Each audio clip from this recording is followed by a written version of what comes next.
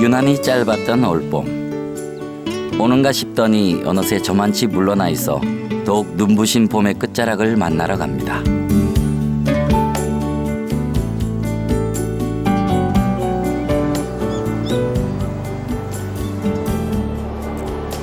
굽이굽이 세월을 아우르는 강물과 어머니 같은 산이 품고 내주는 귀한 생명이 자라는 곳.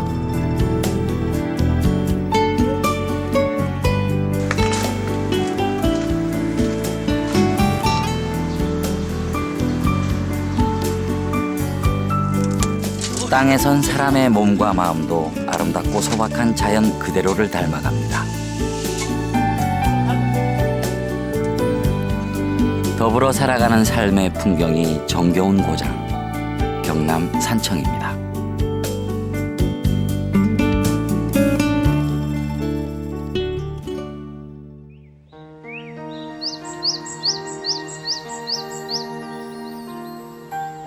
지리산 동쪽 자락에 자리 잡은 산청은 매산 맑을청, 말 그대로 산이 맑다는 의미입니다. 산과 공기, 물이 맑아 삼청이라는 별칭으로도 불리지요. 오랜 세월 한결같이 맑고 깨끗한 물로 산청 사람들의 젖줄이 되어준 경호강.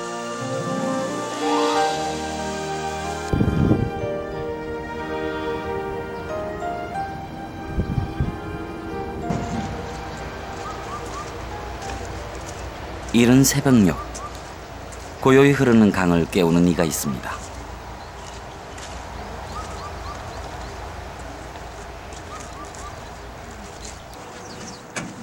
그런데 지고 온 배의 모양이 특이합니다. 한 사람이 겨우 올라탈 만한 크기. 나무 틀 위에 함석을 이어붙여 만든 낚싯배인데요. 딴 거보다는 이게 가볍고 활동하기 좋고 이동하기 좋고. 근데 옛날에는 그 소나무로 썼는데 무거워서 못 쓰고 그래서 지금 이 오동나무로 쓰는 기라. 어릴 때부터 아버지를 따라다니며 어깨너머로 배운 터라 도면도 없이 그저 손과 머리로 익힌 기술로 만든 함석배. 이젠 만드는 이도 타는 이도 거의 남아있지 않습니다. 보기엔 쉬워 보여도 배를 몰려면 오랜 세월 숙련된 기술이 있어야만 가능합니다. 첫째 균형 잡기가 힘들지. 처음 초보자들은 못타 이거. 바로 물에 빠져버리. 균형 잡기가 제일 힘든 기고 우리는 이제 이게 뭐 물에 있으나 밖에 있으나 배에 있으나 똑같아. 아버지가 그랬듯 강에서 삶을 이어온 어부. 그에게 경호강은 바치고 노는 셈이죠.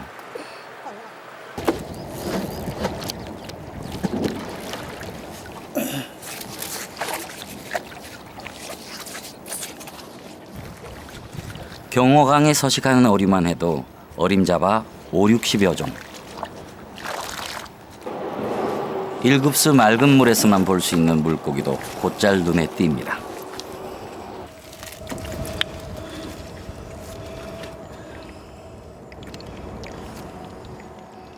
빠가사리하고는 좀 많이 걸리네. 빠가사리 또 모래모지, 보리피리. 물이 좋고 또 이 저 고기가 살 수 있도록 그게 잘 돼가 생겼죠. 그 바구라든지 이런 게 잘 갖춰져 가지고 고기가 살 수 있게 잘 돼가 있어.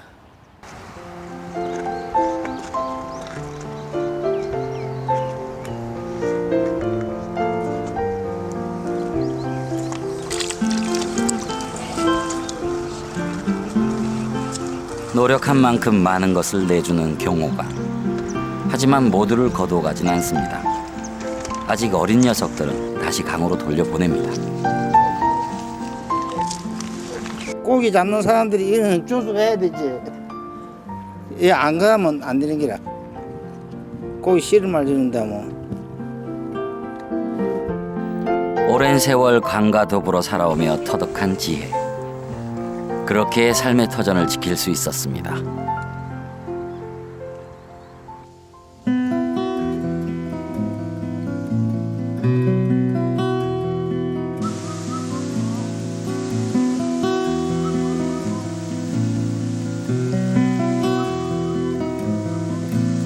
봄의 끝자락을 밟고선 지금 지리산은 우거진 녹음 아래 세상과 맞닿은 둘레길을 사람들에게 내줍니다.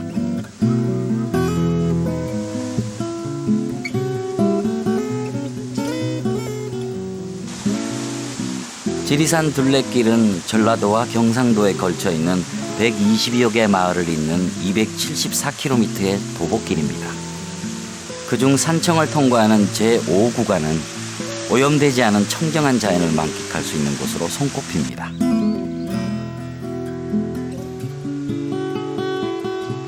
야,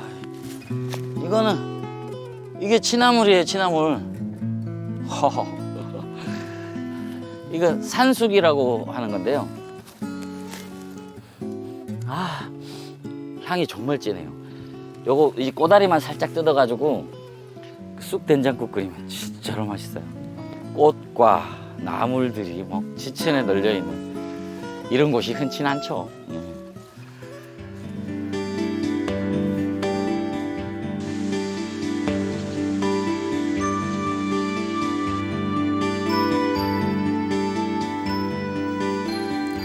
이곳은 남녀노소 누구나 편히 걸을 수 있는 완만한 숲길이라 더욱 인기가 높은데요. 안녕하세요. 어머 가수다 사진 좀 찍자. 안녕하세요. 여기 처음 오신 거예요? 예. 아, 어디서 오셨어요? 진주에서 왔습니다. 아, 고기가 좋네요. 계곡이 뚝뚝 있으니까 그늘이고 계곡이 계곡 따라 쭉 오잖아요. 꽃들이 많아서 진짜 저도 찔레끝 보고 놀랐어요. 야트막한 오르막이 이어지는 산길. 여름을 부르는 햇살 아래 울창한 나무들은 푸른 빛과 향기를 더해갑니다. 잠시 숨을 고르기 위해 발길을 멈췄는데요. 눈앞에 절경이 펼쳐집니다.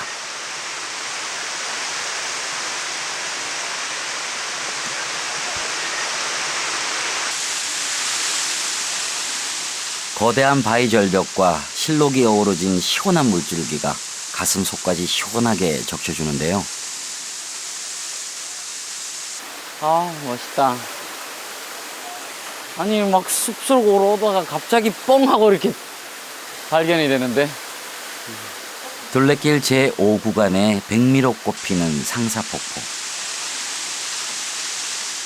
높이 20여 미터에서 떨어지는 물줄기는 바위 틈을 흐르며 맑은 기운을 더해주는데요. 상사폭포라는 이름에는 슬픈 사연이 깃들어 있습니다.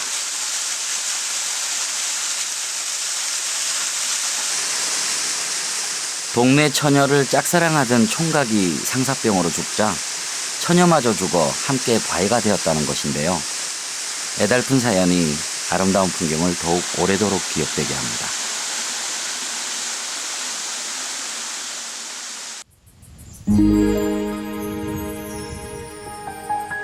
한 시간여를 걸어 도착한 곳.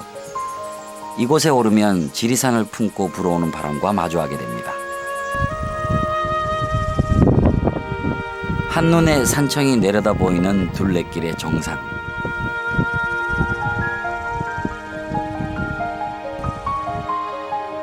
자연의 숨결이 그대로 느껴집니다.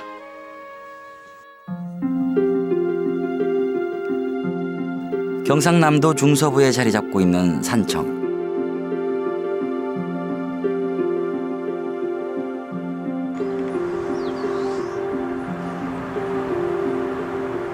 겹겹이 이어진 능선에 둘러싸인 산청은 전체 면적의 70% 이상이 산인 고장입니다.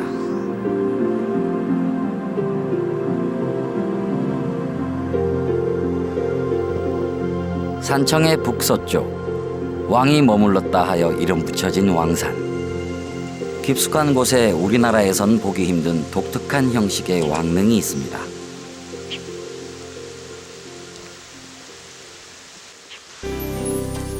가야의 마지막 왕, 구영왕의 무덤으로 전하는 능입니다. 바위 조각들을 맞물려 기단을 쌓아 올린 이 왕릉은 작은 피라미드처럼 보이는데요. 그 시기의 무덤 양식과는 확연히 다른 모양새를 하고 있습니다.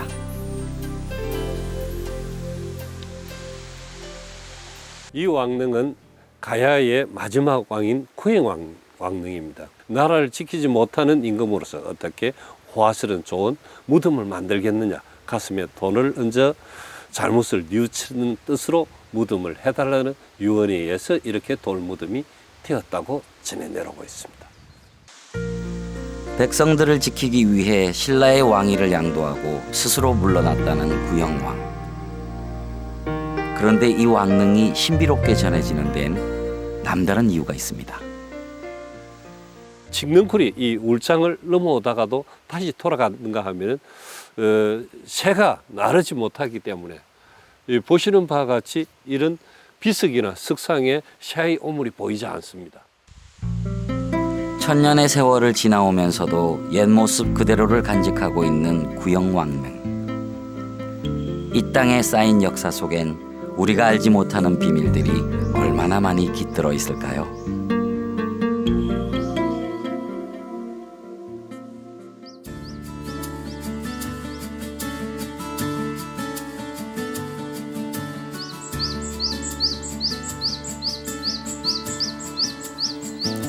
예전엔 산청을 외산의 그늘음, 산음이라고 불렀습니다.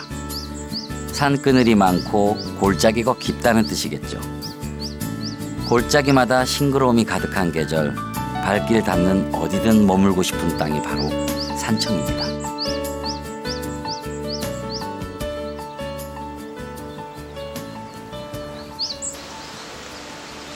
산이 마을을 방처럼 포근하게 감싸고 있어 이름 붙었다는 방곡마을. 마을 어귀에서 어른 한 분을 만났는데요. 짐도 옮겨드리고 직접 만드셨다는 황토집도 구경할 겸 가봤습니다.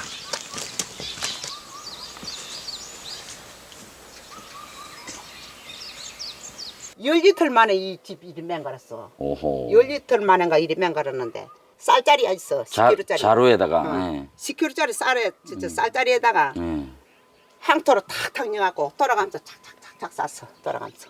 왜 그래 방이 대비. 집적 일도 아니라. 비록 크기는 작지만 포근한 느낌이 삭막한 도시의 집과는 정말 달라 보이시죠? 늙어가면서 살찌는 게 먹고. 늙어가면서 살찌는 게. 아, 그게 황토집입니까? 이게 벽이 자꾸 두터워지니까. 자꾸 바라거든. 아. 많이 두툼했지 이거. 처음보다. 응, 예. 얼마나 좋아. 예. 이 이상 더 좋은 집은 없어. 아이고. 서울 빌던 그런 거는 삶은 병을 가지고 있어도 이런 거는 병을 싹 쫓아내. 맞습니다. 맞습니다. 자연의 재료로만 짓는 황토집. 아, 이 섞어야 엉그리면 안 가. 옛날 방식 그대로 물과 지푸라기, 황토만 섞어서 짓다 보니 지속적으로 보수를 해줘야 합니다. 야무쳐서 마누라한테 칭찬 받겠네. 마누- 반죽 잘하겠네. 아, 뭐 잘해. 마누라가 어찌나 좋아하는지요. 그래 맞아. 좋아하게 생겼어. 좋아하게 생겼어. 뭐. 이런 신랑 만나기는 쌀에 드무다. 황토를 메울 곳에 반죽이 잘 붙게 물을 끼얹던 할머니. 그런데 갑자기 벽을 향해 무작정 황토 반죽을 던집니다. 착착 붙네. 희한하네. 접착제가 없어도 착착 들러붙는 황토 반죽. 이렇게 황토를 던지는 데는 나름의 이유가 있습니다. 그냥 이렇게 갖다 안 바라고 이렇게 팍팍 던지네요. 팍팍 던지는 거는 압력에 이 은그름 구중에 흙 많이 들어가라고. 아, 그 틈새 틈새에 흙. 배어 들어가라고. 그냥 요래 갖고 요리하면 안 들어가고. 음. 탁실이면 압력에 푹 들어가라. 직접 던져보니 쏠쏠한 재미에 힘든 줄도 몰랐습니다. 많이 먹고 살쪄라. 많이 먹고 살쪄. 예? 오랜 세월 경험으로 쌓여진 할머니만의 비결인 셈이죠. 이곳에서 나고 자라 한평생 떠나본 적이 없다는 할머니. 자식들하고 같이 살고 싶지 않아요? 나 이어 사는 게 제일 좋아. 그리고 정든 땅 언덕 위에 초가집 짓고 노래가 안 있나. 정든 데가 여기가 최고 좋아. 여기가 특별히 좋은 이유가 있어요? 있지. 공기 좋고 물 좋고. 정이 들은도 좋겠고. 정이 들고. 정이 들었어. 무장 세월 하나. 남들 보기엔 초라하고 흐름해 보여도 할머니에겐 어느 한 구석 정들지 않은 곳이 없습니다. 이용 뽐뿌 들도 못 믿어. 손수 지은 황토집의 두께만큼이나 켜켜이 쌓인 세월. 집과 고향에 대한 할머니의 정도 그만큼 더 두터워질 겁니다. 흘러서 가노라. 골짜기마다 사람을 품은 산청엔 오랜 역사와 사연을 지닌 아름다운 마을이 많습니다. 800여 년 전 고려 말에 조성되었다는 남사마을은 안동 하회마을과 쌍벽을 이루는 양반마을로 예로부터 명성이 자자했습니다.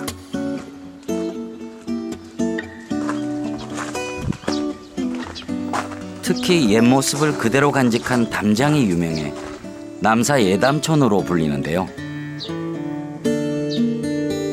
한옥을 끼고 3km 남짓 이어지는 흙돌담길은 등록문화재로 지정돼 보호를 받고 있습니다. 금방 이렇게 한복 입고 누군가가 이렇게 나올 것 같고 상투 틀고 이런 분들이 나올 것 같고 옛날 마을을 찾아온 것 같습니다.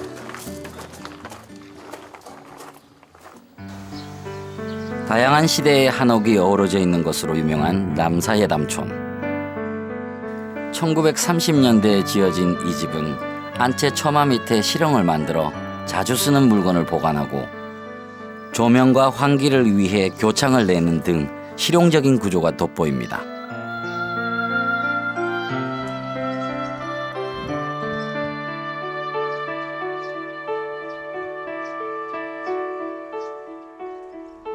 그리고 이곳엔 독특한 문이 있습니다. 바로 창호지 대신 유리를 덧댄 문인데요. 당시에는 새로운 건축 재료였던 유리를 사용해 근대의 한옥이 어떻게 변화해 왔는지를 한눈에 볼 수 있는 사료라고 합니다.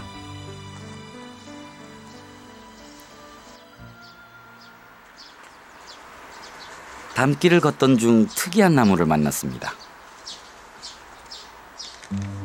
최고의 길상목으로 손꼽히는 회화나무. 이 나무 아래에서 공부하면 정승이 된다 하여 일명 선비나무, 양반나무라 불리는데요. 300여 년 전 마을을 둘러싼 용의 기운을 누르기 위해 심었다는 나무들은 오랜 세월 저절로 몸을 포개어 열리지 형상을 띠게 되자 새로운 얘기가 더해졌습니다. 부부가 두 명이 같이 손잡고 여길 지나가면 백년회로를 한다. 아유, 아내랑 같이 왔으면 참 좋을 뻔했습니다.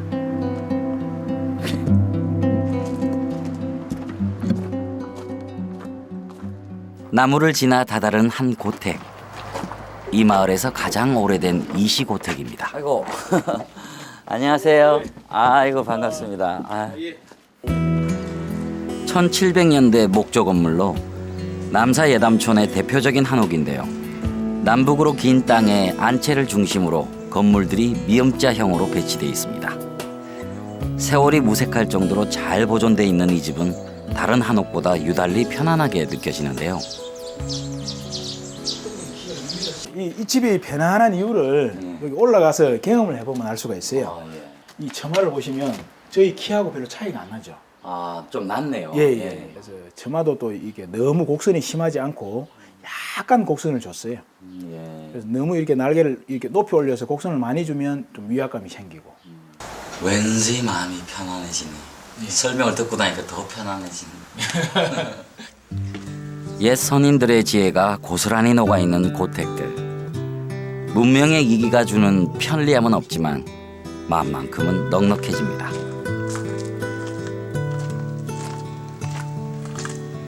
해묵은 담장 너머 옛사람들의 온기가 고스란히 남아있는 남사예담촌. 오랜 세월이 켜켜이 얹어진 이곳에 또 한 번의 봄이 가고 있습니다.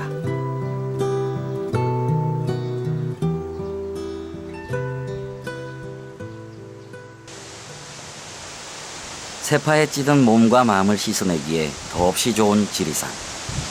계곡 물소리가 너무 좋은데요.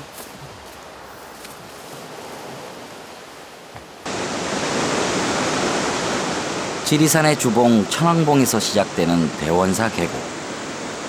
12km에 이르는 물길은 수많은 지리산 계곡 중에서도 청정함이 으뜸입니다.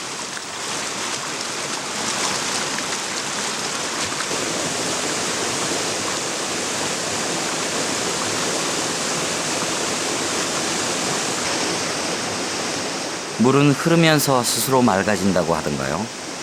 온갖 시름을 가라앉히고 흘러가는 물소리에 세상을 잇습니다.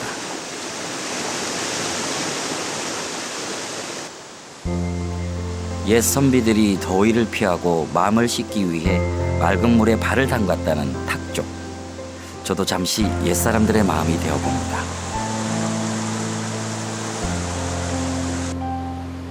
이야, 정말 사람의 손때가 하나도 안 묻은 것 같은. 어쩜 물이 이렇게 맑아요?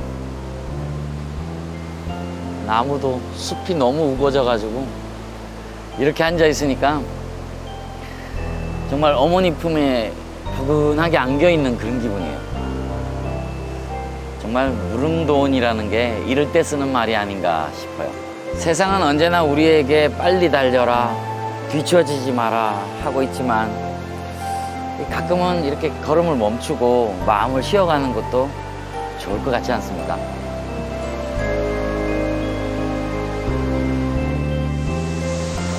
물의 맑음과 흐림이 그러하듯 인생사 행복과 불행도 스스로에게 달린 것. 물과 산 그리고 바람 속에 잠시 나 자신을 돌아봅니다. 산이 많은 산청에서 특히 봄의 끝자락이면 가장 많은 이들로 북적이는 황매산.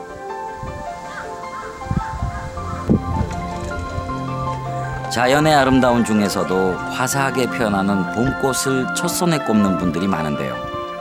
너른 고원 위로 끝없이 펼쳐진 철쭉꽃 물결.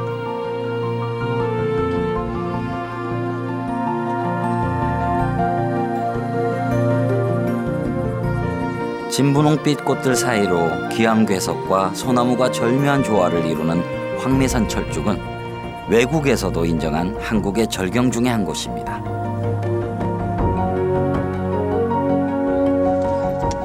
수많은 봄꽃들 중에서도 늦게 피어나는 꽃.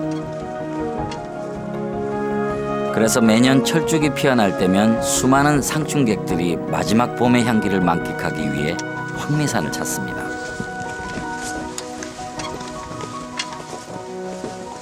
하나, 둘, 삼. 매년 옵니다. 1년에 한 번씩. 이때 시기에. 왜 이렇게 매년 황매산을 찾으세요? 황매산 철쭉이 그 다른 산에 비해서 으뜸입니다. 최고입니다. 매년 피고 지는 꽃이지만 해마다 달라 보이는 건 함께한 이들과의 시간이 더해지기 때문이겠죠. 비록 꽃은 져도 올봄이 남긴 자취는 오롯이 추억으로 남을 겁니다. 황매산 기슭에는 또 다른 풍경이 눈길을 끄는데요. 굽이굽이 산등성이를 조각조각 다듬어 만든 다락논입니다.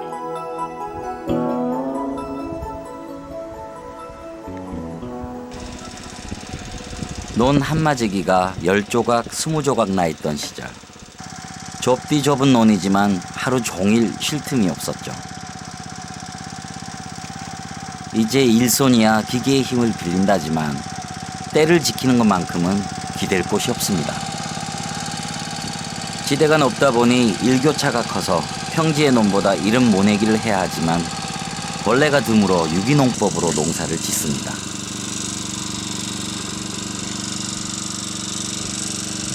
해발이 높기 때문에 이 기온이 찼기 때문에 일찍 서들어야 되고 이리 막 얼음이 올 때 모자리를 막 이 4월 이리 초에 해야 되고 또 이리 뭐 이거 늦가면 오른 설치를 못 먹기 때문에 일찍 서들고 그 좋은 점은 공기가 맑고 또 이 물이 깨끗하고 나락 병이 안 들고 그렇기 때문에 뭐 이 우리가 받은 선물이라고 생각하고 이거 뭐 행복하게 살고 있지요.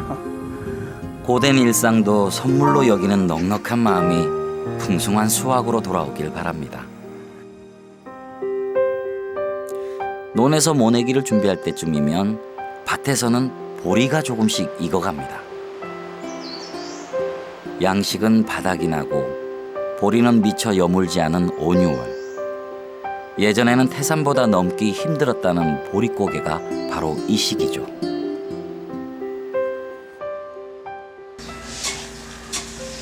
첩첩산중에 자리한 산청. 곡식 한 알도 허투루 버릴 수 없었던 사람들은 장을 담글 때도 알뜰살뜰하던 오래전의 방식 그대로를 고스란히 이어왔습니다. 곡식이 귀하던 시절, 보리쌀을 찌을 때 나오는 보리겨 가루를 모아 만드는 보리개떡잔. 보리 찌우면 처음에 껍질은 누리끼리하게 억세게 나왔어. 그거는 버리고 아주 속 껍질에 이제 보리쌀이 거의 가까워 왔을 때 하얀 가리가 나오거든. 이제 그거는 받아서 이렇게 개떡장을 만드는 거죠.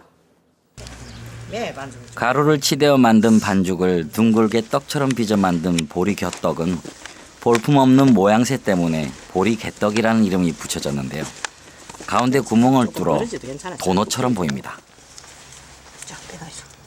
구멍이 있으면 김이 올라오니까 잘 익기도 하고 또 우리가 처마 밑에 매달아서 말리면서 띄우기를 해요. 그러면 이제 새끼줄을 꽈서 여기 조롱조롱 달아가 이렇게 하는 게 이 새끼줄이 들어가기 위해서 그렇게 구멍을 뚫어요.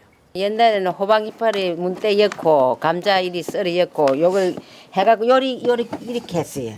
요걸 요래갖고 손을가 요리 딱딱 요래갖고 그래 이래 하나씩 이리. 그게 개떡제비예요. 개떡제비. 근데 우리는 어릴 적에는 이 맛이 없어서 울고 막 그랬어요. 그런데 먹기 싫어서. 근데 이제 감자는 건지 먹고 호박 이파리는 건지 먹고 요건 하나도 안 먹었어. 아무리 배가 고파도 손이 가지 않았다는 보리개떡. 하지만 이제는 일부러 만들어 먹는데요.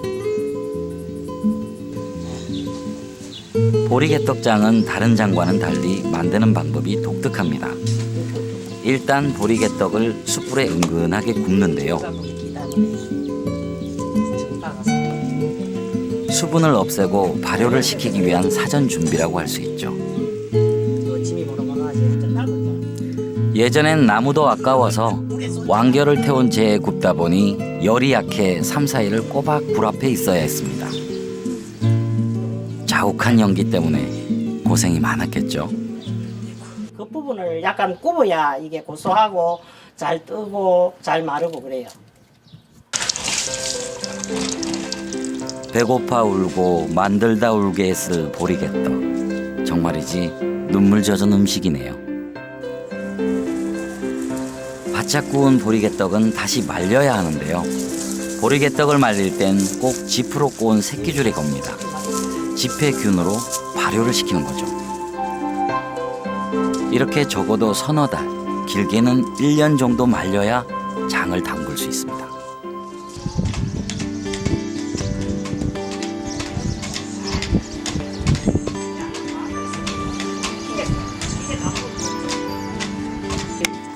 잘 말린 개떡은 돌처럼 단단해지는데 이것을 잘게 빻아 고운 가루로 만듭니다. 손이 많이 가는 탓에 농번기에는 엄두도 못 내던 일. 하지만 요새는 이웃끼리 함께하는 재미가 쏠쏠합니다.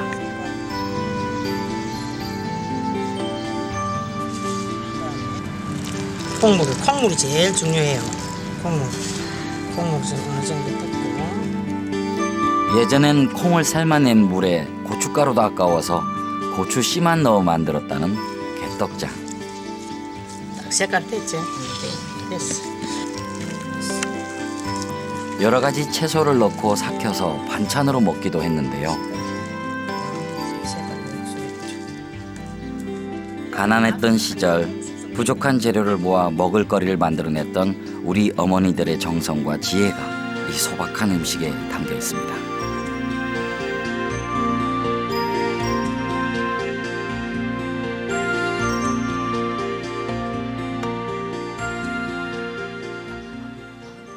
지금은 아무도 다른 사람은 이런 거 귀찮은 일 안 할라 하지.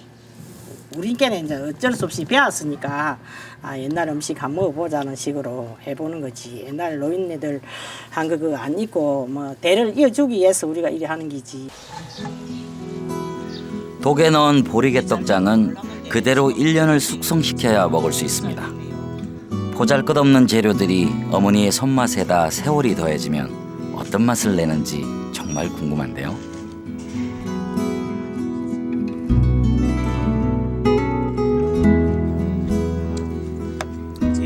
제철에 나는 푸짐한 채소의 보리개떡장. 백월돈 시절엔 그저 허기를 달래주었지만 이젠 건강 밥상입니다. 밥에다가 개떡장만 퍼놔갖고 비벼갖고 먹는 게 제일 맛있고요. 바로 이 맛이야. 그냥 이렇게 먹으면 반찬이 딴 반찬이 필요가 없어. 개떡장 한 숟갈만 하면 밥 한 그릇 다 먹어. 개떡장 한 숟갈에 채소만 있으면 수라상도 부럽지 않다는 할머니들. 아마도 그건 추억 때문이겠죠.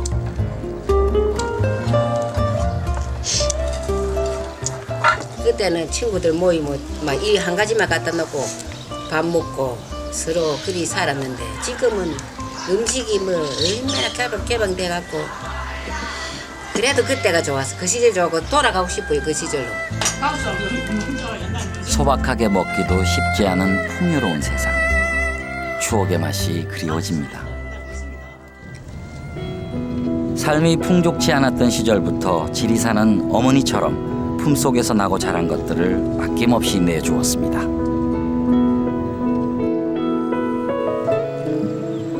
지리산 해발 500m 고지에 자리한 오봉마을. 첩첩산골 산청에서도 오지 중의 오지입니다. 산이 좋아 산청이고 물이 좋아 수청이고 약초가 좋아 약청이라 한다는 이 땅에서 40여 년째 살고 있는 민대호 씨.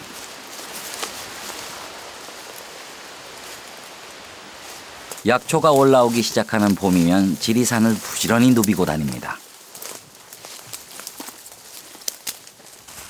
이거는 새심이고, 이거는 은근키. 이게 몰라서 그렇지, 이게 전부 약초입니다. 이게 보이는 게 전부 약초라. 이 나물이 어찌 맛있든지 옛날에 임금님 수라상을 갖다 갖다 기래 이게. 뿌리는 또 뿌리는 뿌리대로 또 약으로 다리 쓰고. 이 약도 되고 나물도 되고 하는 나물이다. 약초 산행에는 길이 따로 없습니다. 약초가 있는 곳이 바로 길이 되는 거죠. 사람 발길이 닿지 않는 깊은 골짜기.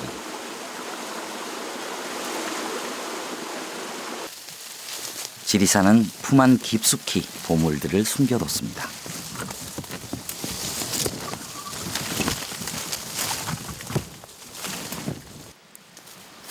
원시의 자연이 살아있는 깊은 숲속. 참나무 그늘 아래 뭔가를 발견한 모양입니다. 이쁘네, 그래. 고구마처럼 생긴 뿌리 약초. 이 약초는 천만데요. 이거는 이제 참나무 뿌리나 저 밤나무 썩은 뿌리 밑에서 나거든요. 보리가 누래지면 그 이게 싹이 올라옵니다. 또 여기도 있구나. 천마야, 반갑다. 줄기를 따라 새끼를 치는 천마. 하나를 발견하면 주변엔 다른 뿌리가 있는데요. 천마는 꽃이 피면 뿌리가 썩어 이 시기가 아니면 구할 수 없는 귀한 약초입니다. 천마 많이 캐네. 산의 정기를 머금고 이로운 약초가 되기도 하지만 때론 스스로를 보호하기 위해 독을 품습니다. 뱀의 머리를 닮았다 하여 사두화라고 불리는 천남성. 독이 강해 벌레조차 멀리한다는데요. 이게 천남성입니다, 천남성. 그냥 생으로 보면 독성이 많아요, 이게. 생으로 보면 독성이 많은데 그렇게 끓여 드시면 몸을 따뜻하게 해주는 성분이 있죠, 이게. 그냥은 절대 먹으면 안 됩니다. 목이 가렵고 아주 기분 안 좋게 가려워요. 나도 그전에 어려서 감당으로 깎아 먹어봤거든. 먹어보니까 아주 고통스럽더라고. 절대 그냥 먹으면 안 돼. 약초는 하늘이 키우고 산이 허락해야 자란다죠. 오염되지 않은 자연을 지닌 지리산. 자생약초가 자라기에 최적의 조건을 갖춘 천혜의 보물창고입니다. 아유 시원하다. 하지만 지리산의 약초가 지천으로 널려 있어도 보이는 사람 눈에야 약초지 모르는 이에겐 그저 잡초에 불과하겠죠.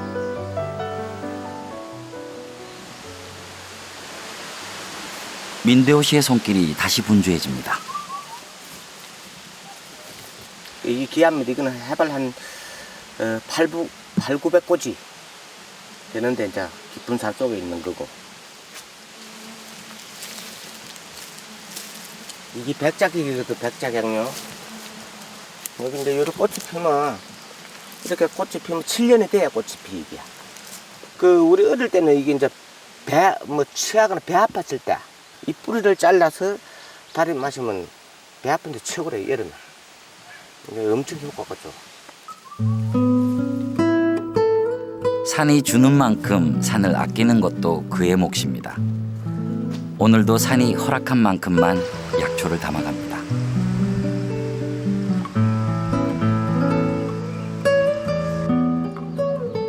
주는 대로 거두고 받은 만큼 돌려주는 것을 원칙으로 삼는 민대호 씨는 산을 소중히 여기는 마음이 있어야 진정한 약초꾼이 될 수 있다 합니다.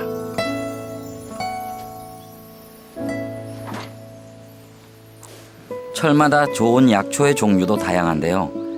뿌리 약초는 가을 거지 후 봄까지, 잎은 여름, 열매는 가을이 가장 좋습니다. 약초의 보관 방법도 각양각색입니다. 버섯과 나무 종류는 주로 말리고, 뿌리를 먹는 것은 다시 땅에 심기도 하고 술을 담가 우려내 먹습니다. 민대호 씨가 아끼는 약초는 바로 버섯들인데요. 이거는 잔나비 버섯 가는 기고, 요거는 이제 말굽버섯 종류인데 내나, 이거는 해발 한 1,400고지 되는데 피거든요. 이게 참나무 이제 죽은 고사하는데, 그런데 보면 붙어가 있는 거라 이게. 나나봤자 도시 썩어서 내려앉으니까 채취해갖고 성할 때 채취를 해갖고 약으로 써야지. 찾으시는 분들이 있으면 같이 나눠 먹고 해야지. 무심코 지나치는 풀 한 포기에도 이름은 있을 테죠. 자연이 품고 키운 소중한 생명들을 함께 나누고픈 소박한 마음이 오늘도 민대호 씨를 바쁘게 합니다.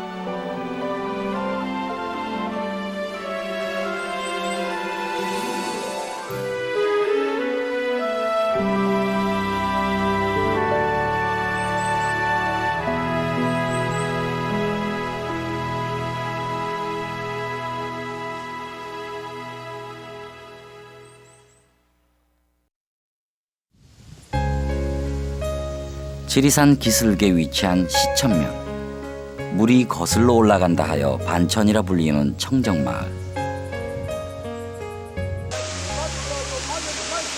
산비탈 경사진 언덕에 사람들이 삼삼오오 모여 있는데 대체 뭘 하는 걸까요?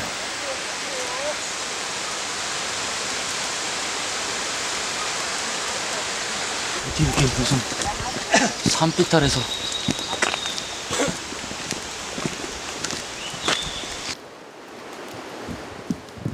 아이고, 안녕하세요. 안녕하세요. 아니 지금 뭐 하시는 거예요? 녹차 팝니다. 작사로 와가지고 녹차로 갑니다. 녹차요? 산비탈에 이렇게 녹차 나무가 있어요? 네, 이거 야생종이 돼가지고 사람이 여기는 심을 수 없는 이런 위치거든요. 저것들이 자생으로 해가지고 여기서 떨어져가지고 저 위에서부터서 씨앗이 떨어져가지고 비나 이런 게 오게 되면 씨앗이 흘러내려와가지고 내려오면서 이게 차나무에서 형성하고 있거든요. 잘 정돈된 평지의 차밭과는 달리 가파른 산비탈에서 자라는 야생 차밭. 무려 1000년 전부터 지리산 자락의 바위 틈에서 자생해왔다고 전하는데요.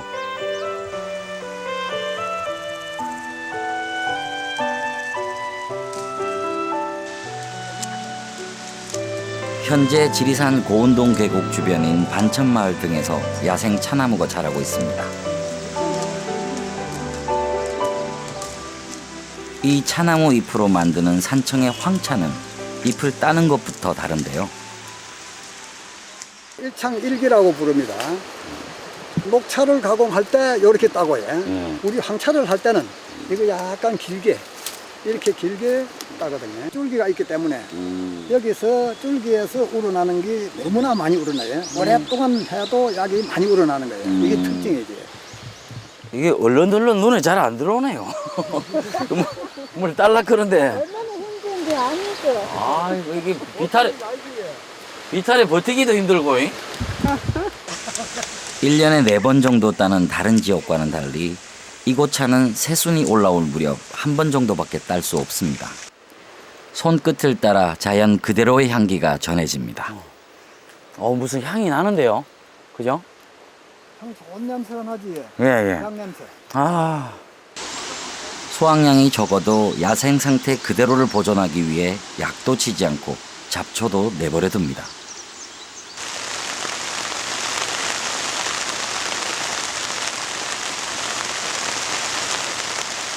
수확을 마치자 기다렸다는 듯이 비가 옵니다.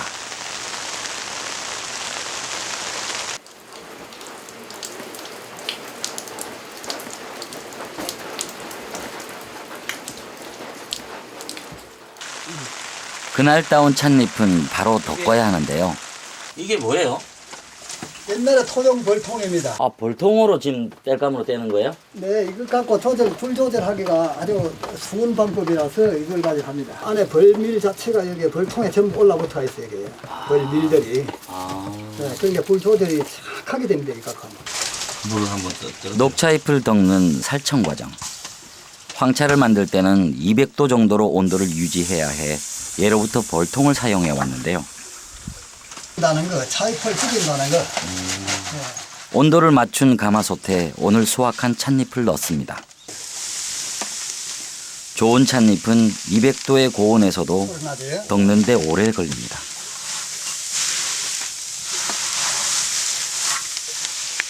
잘못하면 뒤겠다, 그죠? 어렸을 적부터 어깨너머로 배운 지 60여 년. 세월만큼 할아버지의 손도 열기에 무뎌졌습니다. 쌍님 안 보이지? 예. 이걸 대주면 됩니다. 이게 이제 다 돼가는 거예요? 네, 다 돼가요.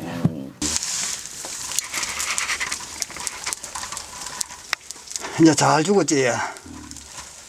녹차를 만들려면 이렇게 구중구포라고 하여 여러 번 찌고 말리기를 반복해야 하지만 황차는 한 번만 덮은 후 발효하는 과정에 들어갑니다. 네. 오, 녹차 향이 제대로 나는데 벌써? 덮은 후에 이렇게 비비는 것을 유념이라고 하는데요. 손에 익은 경험으로 비비는 압력이나 시간을 조정합니다. 이런 과정을 통해 찻잎에 남아있는 수분을 없애고 표면에 상처를 내서 차 성분이 물에 쉽게 우러나게 하는 거죠.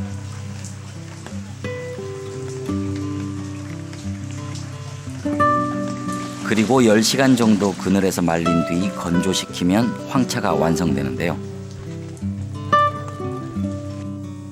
손님 대접하느라 분주해진 주인 할머니. 주전자에 가득 끓여낸 물에 찻잎 한 움큼을 떨어 넣습니다.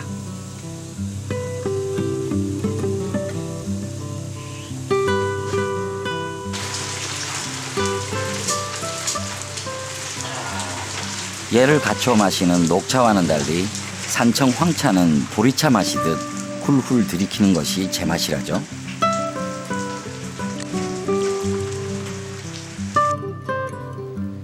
격식보다 생활이라는 산청의 차는 예로부터 깊은 산골에서 민간요법을 대신해 왔습니다.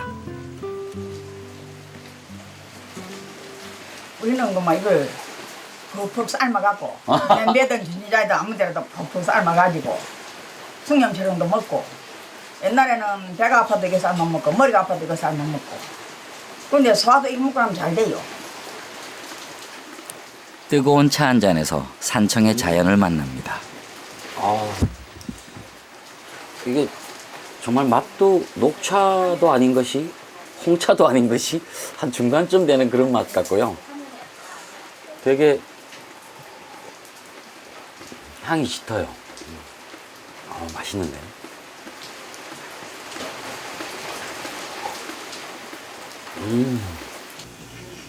차를 우리고 남은 찻잎 찌꺼기도 쓰임새가 있습니다. 참기름과 간장, 깨소금을 넣고 조물조물 무쳐 만든 찻잎나무. 뭐 하나 허투루 버리는 법이 없던 어머니들의 지혜가 또 하나의 진미를 즐길 수 있게 해줍니다. 향이 정말 푸짐합니다. 이 전부 보약이에요, 보약. 그죠? 예. 야. 젓가락으로 찻잎을 넣은 비빔밥부터 지리산에서 난 각종 나물까지 이 마을에서만 맛볼 수 있는 별미밥상. 이것도 녹차 잎으로 만든 거 아니에요? 한차로 한 거지. 야 먹으면 하고 좋아요.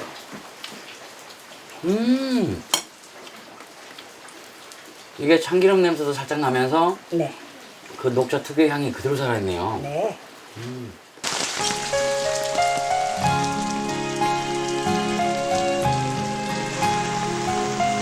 자연과 더불어 사는 넉넉한 마음이 있고 느린 삶의 풍경이 흐르는 곳. 그곳에 마음 한 자락을 내려두고 옵니다.